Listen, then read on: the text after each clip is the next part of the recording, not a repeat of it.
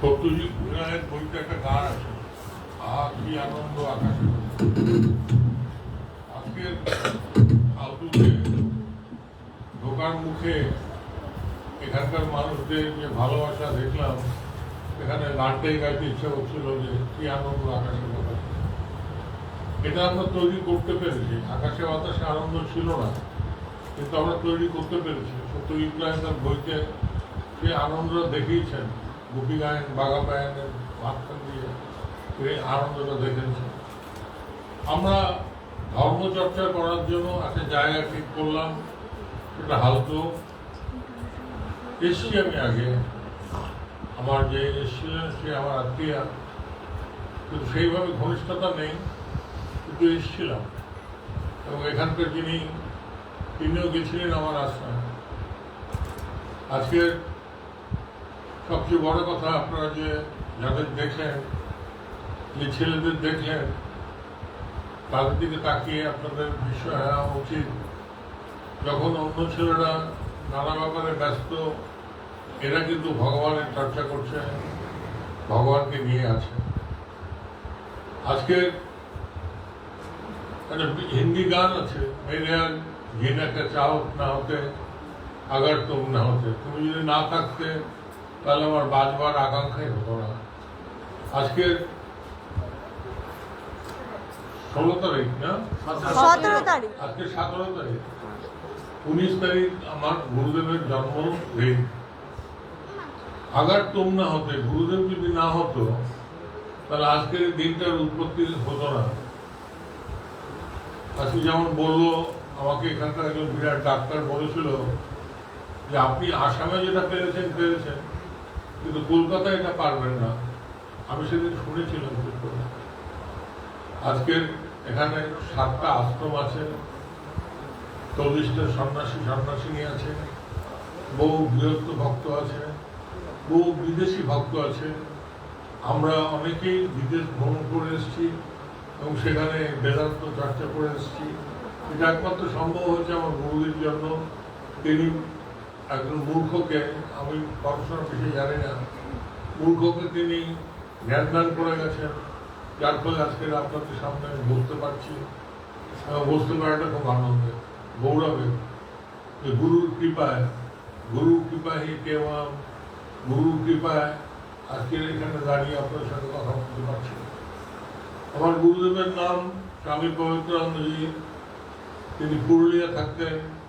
তার গুরুদেব হচ্ছে স্বামী কৃষ্ণানন্দ, এবং তার গুরুদেব হচ্ছে শ্রী শ্রী মা কৃষ্ণানন্দের গুরুদেব। কিছুদিন আগে আমাদের একজন সন্ন্যাসী পুরুলিয়ায়, যেখানে কৃষ্ণানন্দজি তপস্যা করেছেন দীর্ঘদিন, সেখানে গিয়ে ঘুরে এসছেন, দেখে এসছেন। তার সমস্ত স্মৃতি অক্ষত রেখেছেন, যত্ন করে সাজিয়ে রেখেছেন। তার পরম্পরায় স্বামী পবিত্রানন্দজির কাছ থেকে এই বেদান্তের কথা শুনতে পাই, এবং উনি আমাকে বেদান্ত বোঝালেন। আমি বুঝলাম, দেখলাম এটা কঠিন না, এবং মনে মনে তখন ঠিক করলাম যে এটাই বলতে হবে মানুষকে। স্বামীজি বলেছেন যে বেদান্ত গুয়া গহ্বরে, নদীর পাড়ে, পাথরের উপরে, পর্বত শিখরে মুনি ঋষিদের দ্বারা রক্ষিত। উনি বলেছিলেন এই জ্ঞান সব মানুষের হওয়া উচিত, কারণ এটা জ্ঞানের ব্যাপার, এখানে অন্য কোনো ত্যাগের ব্যাপার নেই। এই জ্ঞান সবার হওয়া উচিত। তিনি বললেন যে এই মনের বেদান্তকে মানুষের মাঝখানে ছড়িয়ে দাও। এই লাইনটা আছে, পত্রাবলীতে পাওয়া যাবে। আমি এটা ধরলাম যে এই কাজটাই আমি করব, যদিও কাজটা খুব কঠিন, কিন্তু কঠিন কাজ করতেই তো ভালো লাগে। সহজ কাজ তো সবাই করতেই পারে, কঠিন কাজ তো করতে পারে না। এই কঠিন কাজটায় হাত দিয়েছি, বেদান্তকে মানুষের মাঝখানে নিয়ে গেছি। আমাদের সাথে এখানে একজন পরমশ্রদ্ধ ডাক্তারবাবু আছে, ডাক্তার, উনি অনেকদিন ধরে যুক্ত, ওনার মেয়েরা যুক্ত, ওনার ওয়াইফও এসছেন। এনারা যারা যুক্ত তারা কিন্তু ছাড়েননি ব্যাপারটাকে, আবার আজকে এসছে, বসেছে। ও যাওয়ার সময় কিছু দক্ষিণা দিয়েও যাবে। হ্যাঁ,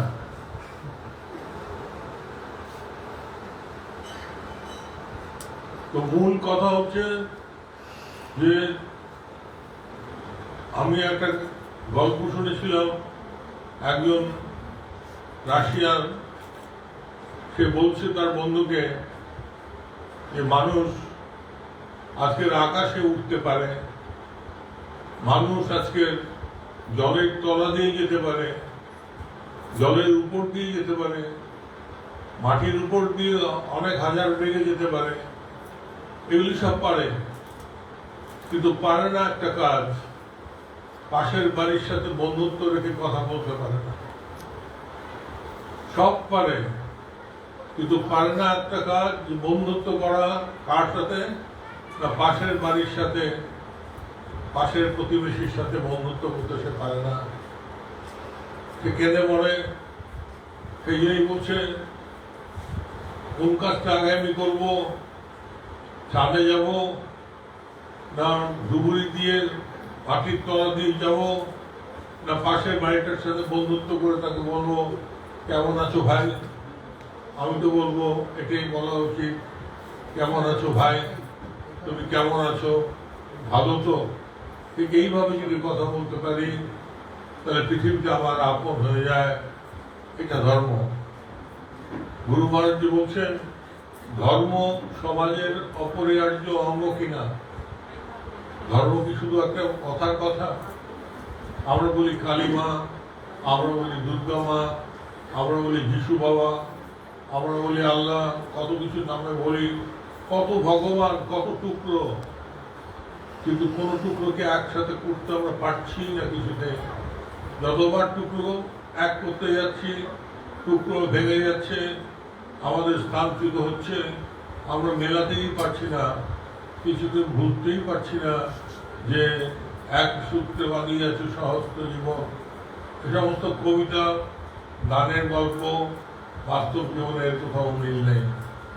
কথায় কথায় হানাহানি, কথায় কথায় মারামারি। সেই জন্য গুরুজি বলছেন ধর্ম অপরিহার্য অঙ্গ। এটাকে পরিহার করলে চলবে না, এটাকে বুঝলুকি বললে চলবে না। যে বলছে বলুক, কিন্তু সবাই বলে না, তাহলে ধর্ম অচল হয়ে যেত। ধর্ম অচল না, এই ধর্মের কথা আমাদের জানতে হবে। আজকের হালতুতে একটা ইতিহাস তৈরি হলো, যে ইতিহাস পৃথিবীকে একটা সভ্যতার ছায়া দেবে, সভ্যতার আলো দেবে।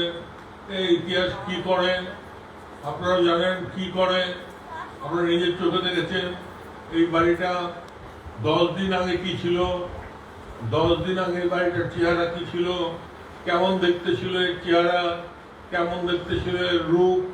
কিন্তু আজকের বলুন সেখানে দাঁড়িয়ে আজকের আপনি কি দেখছেন? আজকে দেখছেন একটা সুন্দর ঝকঝকে আশ্রম। কে তৈরি করলো? আশ্রম কি নিজে তৈরি করতে পারে? আশ্রম কে তৈরি করলো? তৈরি করলো কতগুলি ছেলে, কতগুলি মানুষ, আপনারা সবাই মিলে তৈরি করলেন। এবং উদ্দেশ্য সমস্ত পৃথিবীর জন্য, কোনো ব্যক্তিগত ব্যাপার জন্য না। আমরা একটা গান শুনলাম, ঈশ্বরে আল্লাহ তেরো নাম সব কিছু মতো দিয়ে ভগবান। গান হিসাবে থেকে গেছে, তারপরেও গুলি খেতে হয়েছে, মরতে হয়েছে গান দেখে। কিন্তু এই ঈশ্বর আল্লাহ তেরো নাম এখনো হয়নি, বহু দূর, আমাদের বহু দূরে যেতে হবে। এবং দূরে যাওয়ার একমাত্র তড়ি হচ্ছে এই ধর্ম, এই বেদান্ত, যে প্রত্যেক মানুষকে বলে oneness, we believe in oneness not tolerance. সহ্য শক্তি নয়, মানুষকে এক করে নাও, একসাথে করে নাও, ঘৃণা দিয়ে নয়, ভালোবাসা দিয়ে তাকে এক করো। এটা বেদান্ত। এটার জন্য এটা তৈরি হয়েছে। এবং এটার পিছনে যে রয়েছে সে হচ্ছে সে শক্তি, যে মা শক্তিকে আমরা মা কালী বলি, তারামা বলি, সেই শক্তি। এই শক্তির ফল এটা। আমার শরীর খারাপ, কিন্তু বুঝবার উপায় নেই, কারণ যে শরীর খারাপ হয়েছে তার বুঝতে দিচ্ছেন না তিনি কাউকে যে আমার শরীর খারাপ। আমি শরীর খারাপ নিয়ে এসেছি, ও এই নিয়ে আমি থাকবো, এই নিয়ে কাজ করব।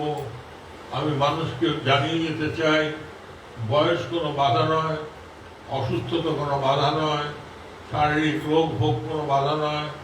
মানুষ যে কোনো পর্যায় থেকে, যে কোনোভাবে থেকে মানুষ অনেক কঠিন কঠিন কাজ করতে পারে। মিরাকেল শব্দটা আমরা ব্যবহার করি, আশ্চর্য। হালতুর এই আশ্রম, কায়স্থ গ্রামের এই আশ্রম একটা আশ্চর্য। 10 দিন আগে কোনো চিহ্ন ছিল না, 10 দিনের খোলমঞ্চ পাল্টে সব চেঞ্জ হয়ে গেছে। করেছে 2-3 জন আর কয়েকজন শ্রমিক, তারা মিলে অপূর্ব কাজ করেছে, অভূতপূর্ব কাজ করেছে, যেটা তুলনা হয় না। তাই আমাদের মনে রাখতে হবে, যদি জগৎকে বাঁচাতে হয়, যদি জগৎকে সুন্দর দেখাতে হয়, তাহলে এই জগৎকে ভালোবাসতে হবে, জগৎকে বাঁচাবার জন্য চেষ্টা করতে হবে, যাতে জগৎ বাঁচে। আজকে করোনা কোনো ভয়ের কারণ নয়। ভয়ের কারণ হচ্ছে করোনাকে দেখে আমরা ভয় পেয়েছি যতটা, তার চেয়েও বেশি ভয় করোনা দেখায়নি। করোনাতে আমরা দিব্যি চলছি, মুখোশ পরে চলতে বলেছি চলছি, যদি মুখ বন্ধ করে চলতে বলে চলবো, কিন্তু আমরা চলছি, আমরা চলবো। কারণ আমরা মানুষ, আমরা সভ্যতায় বিশ্বাস করি, আমরা লড়াইতে বিশ্বাস করি। যে কোনো পরিস্থিতি আসুক না কেন, সেই লড়াই আমরা লড়তে পারবো, সেই লড়াই আমরা জিতবো, কারণ ভগবান আমাদের সাথে আছে। ছোটবেলায় আমরা গান গাইতাম, ভূত আমার পেতনি আমার ঝি, রাম লক্ষ্মণ বুকে আছে, ভূতে করবে কি। চারিদিকে তো ভূতের নৃত্য। এই ভূতের নৃত্য, ভূত আমার কি করবে? আমার বুকে রাম লক্ষ্মণ আছে, আমার বুকে ইষ্ট আছে, আমার বুকে আত্মা আছে, পরমাত্মা আছে, পরম ব্রহ্ম আছে। আমাকে শুধু জেনে নিতে হবে, সেই পরম ব্রহ্মটি আর কেউ নয়, আমি। ভয়ের মুখোশ পরে যারা আমাদের ভয় দেখিয়ে বেড়াচ্ছে, তাদের মুখোশটা খুলে দেখাতে হবে, তুমি যাকে ভয় দেখাচ্ছ সে ভয় পাওয়ার লোক নেই, সে স্বয়ং ঈশ্বর, সে স্বয়ং ভগবান। সে কাকে ভয় করবে? কাউকে ভয় করার কিছু নেই। সুতরাং আমি চাই, এটা আমার কোনো কৃতিত্ব না, আপনাদের প্রত্যেকের কৃতিত্ব। আপনারা দেখবেন মাদার একটা বই,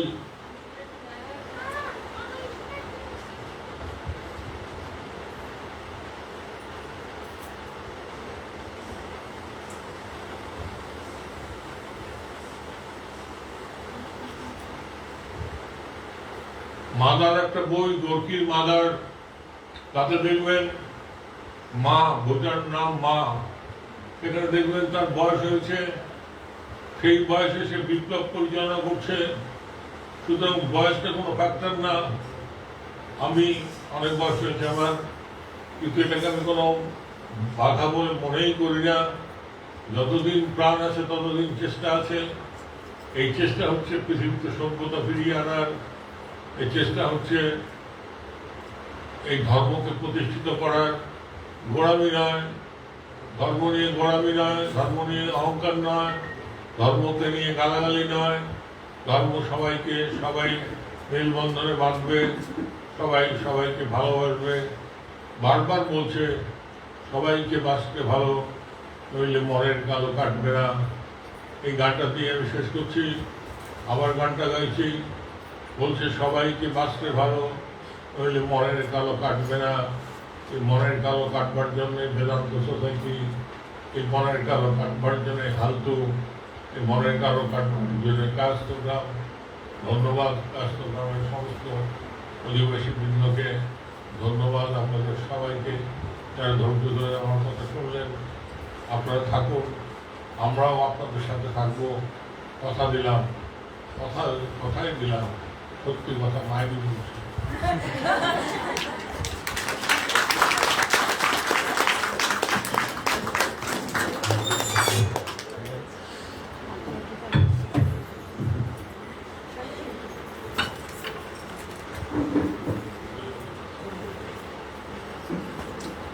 আমি আসছি।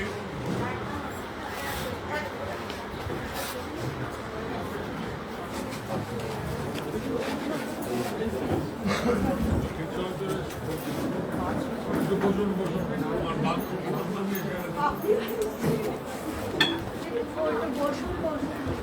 বসতে দাও। আপনারা সবাই একটু বসবেন, এখন যাবেন না, একটু বসুন।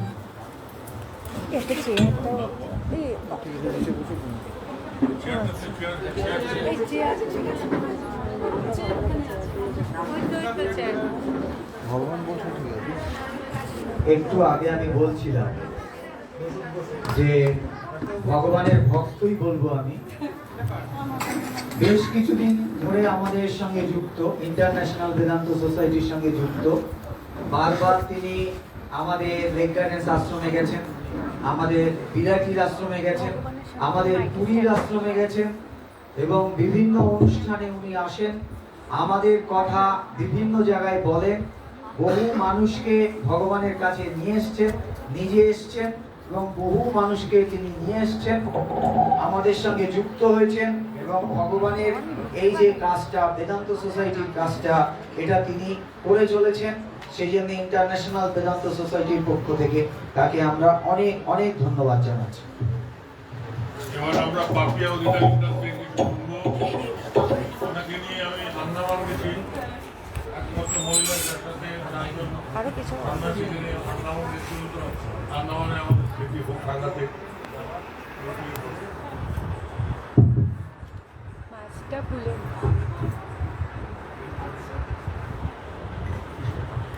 নমস্কার সবাইকে, নমস্কার ভগবানকে, নমস্কার এবং অভিনন্দন যারা এই মহান কীর্তিটা করতে পেরেছে মাত্র 10 দিনের মধ্যে। আমি শুনে অভিভূত, আমি আপ্লুত যে একদম আমার বাড়ির পাশে, আমি থাকি গলফ গার্ডেন্সে, তা আমি বেদান্ততে যাই লেক গার্ডেন্সে। উনি থাকলেও যাই, উনি না থাকলেও যাই। আমি বেশ কিছু বছর ধরে, আমার এখানে বোন আছে কৃষ্ণা, প্রথম ভগবানের নাম করেন আজ থেকে প্রায় 10 বছর আগে। তা আমি বললাম, ভগবান আবার জীবন্ত হয় নাকি? ভগবান তো ভগবান, থাকে কোথায়? পাথরে। এইখানে এসে জানতে পারলাম, যদি পাথরকে বিশ্বাস করা যায়, যদি পাথরকে পুজো করা যায়, তাহলে মানুষকে কেন বিশ্বাস করা যাবে না? মানুষকে কেন পুজো করা যাবে না? সেই মানুষটি যে কিনা অনন্তের স্বাদ পেয়েছেন নিজে, অনন্তের স্বাদ পাওয়াতে চাইছেন আমাদের সবাইকে, সেই ভগবান যিনি আমাকে বলেছিলেন যে ত্রিশূল দিয়ে অসুর বধ করতে। কিছুদিন আগে আমার সাথে একটা ভয়ঙ্কর কাণ্ড ঘটেছিল, যাই হোক আমি নমিনেটেড হয়েছিলাম সেখানে, সেখানকার মানুষরা এসে আমাকে মারধরও করেছিলেন। তো আমি ব্যাকফুটে যাইনি, কিন্তু খুব একটা নিজের উপরও ভরসা রাখতে পারছিলাম না। আমি এসেছিলাম ওনার কাছে, উনি বললেন, স্বামীজি বলেছেন একটা চর খেলে 10টা চর দেবে। আমার সমস্ত শক্তি একসাথে বেরিয়ে এলো, যত ভয় সব দ্রবীভূত হয়ে গেল। এক্ষুনি উনি বললেন না, ভয় পেলে চলবে না, সমস্ত দ্রবীভূত হয়ে গেল। এবং আমি সবাইকে বলি ইন্টারন্যাশনাল বেদান্ত সোসাইটিতে আসবেন। উনি বলেছিলেন ত্রিশূল দিয়ে অসুর মারতে হবে, সেই ত্রিশূল তোমার মধ্যে তৈরি হয়ে আছে। সেই ত্রিশূল জ্ঞান, বিদ্যা, বুদ্ধি। মনে হয় না যে জ্ঞান আলাদা, বিদ্যা আলাদা, বুদ্ধি আলাদা? না, জ্ঞান হচ্ছে খুব উনি এত সহজ সরল ভাষায় শ্রী রামকৃষ্ণদেব যেমন আমাদের বলেছিলেন, তেমনি আজকের যুগে এখন উনি আমাদের বলেন, একটা সাইকেল চালানো হচ্ছে জ্ঞান। সাইকেলটা চালাতে পারলাম, হ্যান্ডেলটা এদিক ওদিক করতে পারলাম, সেটা জ্ঞান। বিদ্যা হচ্ছে আমি সাইকেলটার ব্যালেন্সটা ঠিকঠাক করতে পারছি কিনা। আর বুদ্ধি হচ্ছে আমি ঠিক জায়গায় ঠিক সময়ে সেই সাইকেলটা ব্যবহার করতে পারছি কিনা। সো এই ত্রিশূল, এই তিনটে জ্ঞান, বিদ্যা, বুদ্ধি দিয়ে আমরা কিন্তু অনেক বড় কাজ করতে পারি। আর সব থেকে বড় কাজ উনি আমাকে শিখিয়েছেন, মনের ভিতর হতাশাকে, মনের ভিতর ভয়টাকে আগে নিজেকে শেষ করতে হয়। So I'm doing this for the last few years and I'm very much associated with the International Vedanta Society. আমি আমার নিজের ফেসবুকেও একটা প্রোগ্রাম করে, প্যান্ডেমিক শুরু হয়েছিল, আমাদের কাজকর্ম ছিল না তখন প্রচুর কথা বলেছি উনি যা যা শিখিয়েছেন। একটাই কথা, পাপী অধিকারী আগে যা ছিলাম এইটুকুন আমি বুঝতে পেরেছি, একটা পরিপূর্ণ বদল হয়ে গেছে, অ্যাবসলিউট মেটামরফোসিস। কাফকার একটি গল্প আছে মেটামরফোসিস, তো একদম নিজের মধ্যে একটা অদ্ভুত মেটামরফোজড পাপিয়াকে আমি পাচ্ছি। আর আমি ওনাকে প্রায় বলি এটা কি ম্যাজিক। আমি রোজ শুটিং করি, একটা দেখেন কালার্স বাংলায় দত্ত বৌমা রোজ সন্ধ্যে 8টায় হয়। আমি রোজ শুটিং করি অনেক দূরেতে, নেপালগঞ্জে। পরশু দিন আমি ওনার বিরাটির পাশে শুটিং করছিলাম। উনি আমাকে ওই সময় কোনো সময় ফোন করেন না, কারণ জানেন আমি ব্যস্ত থাকি। ওই সময় উনি ফোন করেছেন, আর আমার শুটিংটা তখন সবে আমারটা প্যাক আপ হচ্ছে। আমি বললাম যে ওই কখনো তো এরকম হয় না যে আপনি আমাকে এই সময় ফোন করলেন, অথচ আমি আপনার এত কাছাকাছি। আমার কোনো ইন্টেনশনও ছিল না ওনার কাছে যাওয়ার, উনি আমাকে ডেকে নিলেন। এরকম বহু জায়গায়, আন্দামানে গেছিলাম, ওনারা আন্দামান যাচ্ছিলেন, আমাকে বললেন, সেদিনকে গল্প করছেন আমি আন্দামান যাচ্ছি, আমি আর 4 জন সন্ন্যাসী। তা আমি এমনি বললাম আমাকে সঙ্গে নেবেন। আমি কখনো কারোকে এরকম বলিনি আজ অব্দি। একটা অদ্ভুত ভরসা, বিশ্বাস, আর ওনার দায়িত্ব, ওনার কর্তব্য আমি দেখেছি। মানে যে যখন আসে তাকে দূরে থেকে বলবে যে এই দিয়েছিস ওকে কিছু একটা। তো আমার বাড়িতেও এরকম কখনো ছাড়েনি। গেছি আমি সারা পৃথিবী ভ্রমণ করেছি, কিন্তু এইভাবে সন্ন্যাসীদের সাথে আমি কখনো যাইনি। And those few days had been my treasure, আমার সম্পদ হয়ে আছে। কত কথা শিখেছি, কত রকম ভাবে যে আমি অনুভব করেছি ঈশ্বরকে। আর এই কথা যে উনি সবসময় বলেন যে শিবজ্ঞানে জীব পুজো করবে, আর এই দয়াই যে ধর্ম, দয়াটা দেখাতে না করেছেন, দয়া দেখালে নিজেকে নাকি বড় ভাবা যায়। এই টুকরো টুকরো কথাগুলোই আমাকে অনেকটা পরিবর্তনের দিকে নিয়ে এসেছে। আপনারা হালতুর যারা রয়েছেন, হালতুবাসীরা, তাদেরকে বলি রেগুলার আসবেন, ওনার কাছে আসবেন। উনি বলেন আমার কাছে আসতে হবে রিচার্জ হওয়ার জন্য। আপনারাও আসবেন, ভালো থাকবেন, আমার নমস্কার নেবেন। আপনাদের সবাইকে অভিনন্দন ওনার সাথে যুক্ত হওয়ার জন্য। ভালো থাকবেন।